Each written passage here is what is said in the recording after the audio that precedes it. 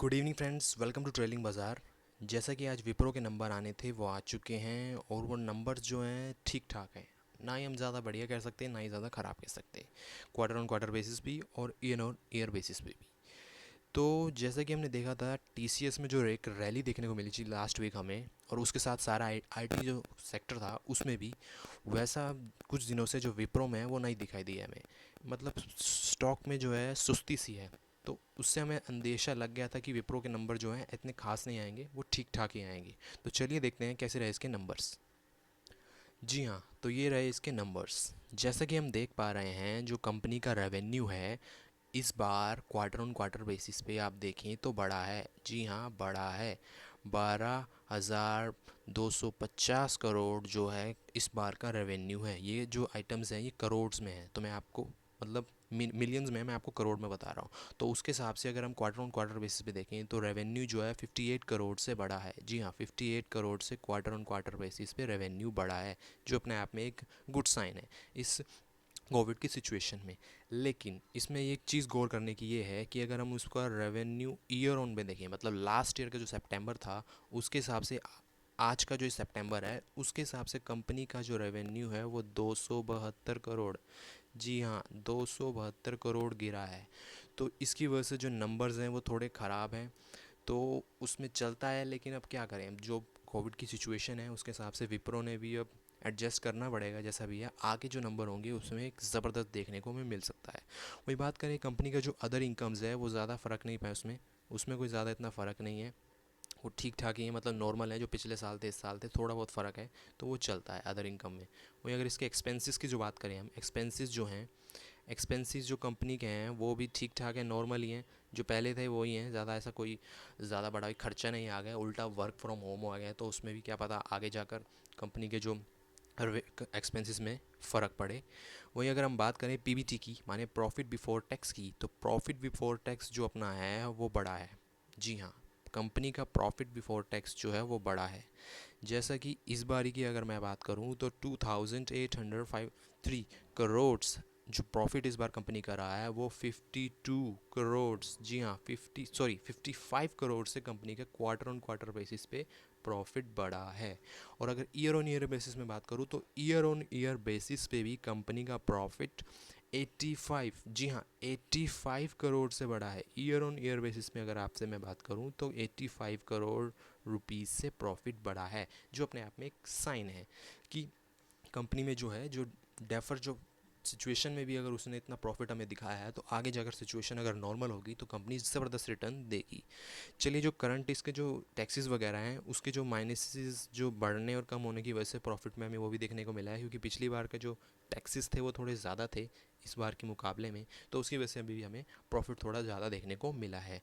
अगर हम बात करें जो नेट प्रॉफिट जो कंपनी का रहा है वो क्वार्टर ऑन क्वार्टर बेसिस पे अगर हम देखें तो क्वार्टर ऑन क्वार्टर बेसिस पे 52 करोड़, जी हाँ 52 करोड़ से बड़ा है। लेकिन ईयर ऑन ईयर बेसिस पे 3 करोड़ से डाउन है।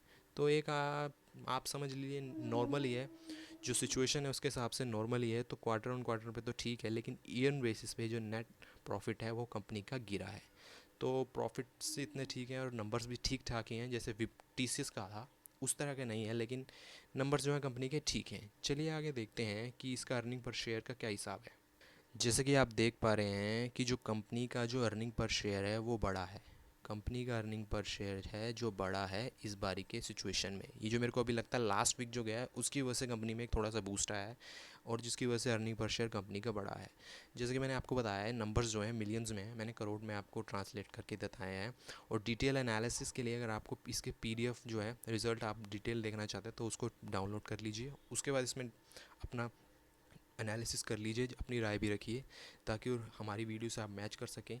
जिसकी वजह से मैं आपको आगे बताता हूँ जो न्यूज़ जो मेन इसको लेकर थी वो थी बायबैक की, तो उसके ऊपर भी कंपनी ने अप्रूवल दे दिया है। तो चलिए उसके बारे में भी जानते हैं। लेकिन बायबैक से जाने से पहले मैं आपको एक चीज़ ये दिखाना चाहता हूँ कि कंपनी ये कह रही है कि जो एस्टिमेशन अनसर्टेनिटी जो ये वर्ल्ड में आई है उसकी वजह से विप्रो का जो इफ़ेक्ट थोड़ा बहुत पड़ा है। तो उसकी वजह से कंपनी ये कह रही है कि जो कोविड जो ये पैंडेमिक आई है इसकी वजह से कंपनी को थोड़ा बहुत इफ़ेक्ट पड़ा है, जिसकी वजह से वो अभी भी यही चीज़ कह रही है, आप यहाँ पे पढ़ सकते हैं। इन accessing the recoverability of the receivable including the unbilled receivables and contract assets and contract costs and goodwill, intangible assets and certain investments, and the company has considered internal and external information up to update approval to standalone financial and including the credit reports and forecast, economic forecast.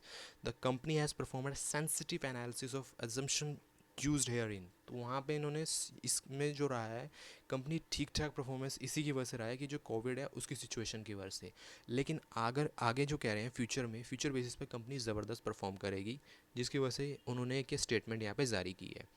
वहीं अगर इसमें बात करूँ मैं, तो एक और चीज़ note करने की ये है कि कंपनी ये भी कह रही है, कंपनी यहाँ पे एक चीज़ और ये भी कह रही है कि other expenses for the 3 to 6 month ended of September, ये जो हमारा अभी ख़त्म हुआ, including the amount of nil and contribution करा है, कंपनी ने कंट्रीब्यूशन करा है। तो एक चीज़ ये भी है नोट करने की, कंपनी जो है दान वान के भाव से भी कंपनी सही चल रही है। तो उस कंट्रीब्यूशन को भी उसको देखते हुए थोड़ा बहुत प्रॉफिट में हमें नज़रिया मिला है। तो चलिए बात करते हैं आगे बायबैक की।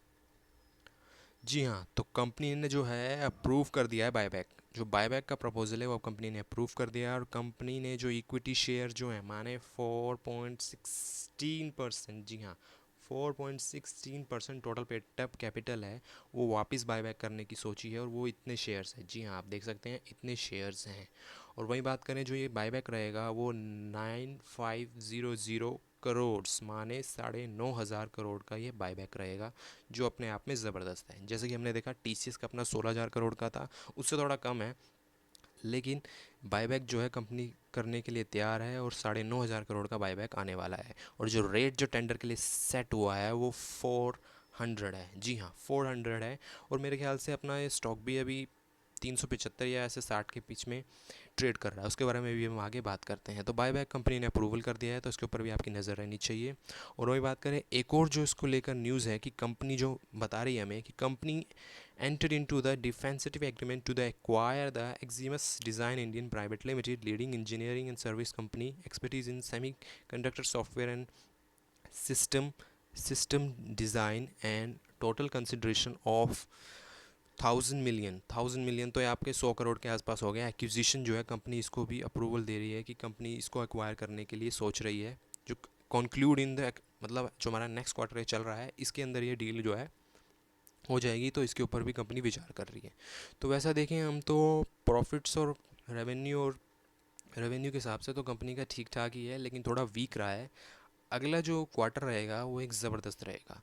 और जैसा कि हम देख सकते हैं शेयर में भी, कंपनी के शेयर में भी आज ऐसा ढीला ही रहा, तो 2 दिन से लग ही रहा था कि कुछ इतना खास नहीं है। और आज भी कंपनी के शेयर ने कुछ ढीला रहा, ऐसे ओपन हुआ फिर ऐसे कंसोलिडेट करता रहा। तो जैसे मैंने आपको बताया 375 पे इसने क्लोजिंग दी है, तो 400 का इन्होंने बायबैक रखा है। तो अगर आपके पास है तो आप टेंडर भर सकते हैं। और अब आगे फ्यूचर जो है कंपनी का ठीक है, लेकिन अब मेरे को ऐसी रैली देखने को नहीं मिल रही स्टॉक में। कल देखते हैं कैसा रहेगा। और आपको वीडियो कैसी लगी उसके बारे में मुझे बताइए, और मिलते हैं अगली वीडियो में। और हमें सपोर्ट करें, अगर वीडियो अच्छी लगी तो लाइक करें, सब्सक्राइब करें, ताकि हम ज़बरदस्त वीडियो लाते रहें। Let's trail money.